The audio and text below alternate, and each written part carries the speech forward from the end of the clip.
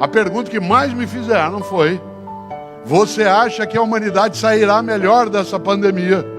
Ela foi feita essa pergunta para mim em abril de 2020, em maio, em junho, em julho, agosto, que a gente achava que ia acabar e não acabava. E toda hora eu tinha que responder não. Porque tinha gente que era imbecil antes da pandemia, persistiu na imbecilidade durante a pandemia e continuará animadamente imbecil após a pandemia. A imbecilidade, ela é uma escolha. Há pessoas que têm deficiência, isso não é escolha. Ser imbecil é uma escolha. Aliás, porque a imbecilidade em larga escala resulta de uma incapacidade decidida de não pensar melhor, de não refletir.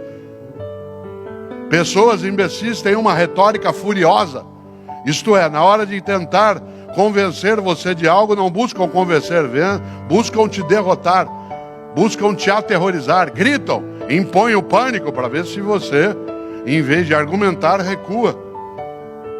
O grande arcebispo, Prêmio Nobel da Paz, na África do Sul, Pedro, que morou na África do Sul, se lembra, a África do Sul é o único lugar do mundo que tinha na mesma rua ali no Soweto, lembra? 2 Nobéis da Paz, porque morava na mesma rua o bispo Desmond Tutu e o Nelson Mandela.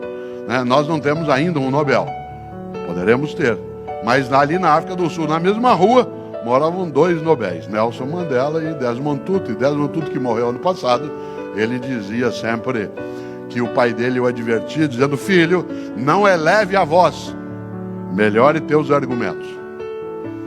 Não aumente a voz, melhore teus argumentos. E é interessante porque a pessoa medíocre, ela tem na imbecilidade uma forma de socorro. E uma pessoa imbecil não é aquela que tem menos escolaridade. Aliás, porque tem muita gente que tem muito mais escolaridade do que eu e me ultrapassa. E muita gente que tem menos escolaridade do que eu e me ultrapassa em várias coisas. Não é a escolaridade que avalia, mas é a capacidade de vivência refletida, de capacidade de aprendizado contínuo, mesmo que não seja pela escolaridade. Você conhece gente que não tem, às vezes, a tua formação escolar. Eu, por exemplo, tenho doutorado. Eu conheço dezenas de pessoas que são muito melhores do que eu.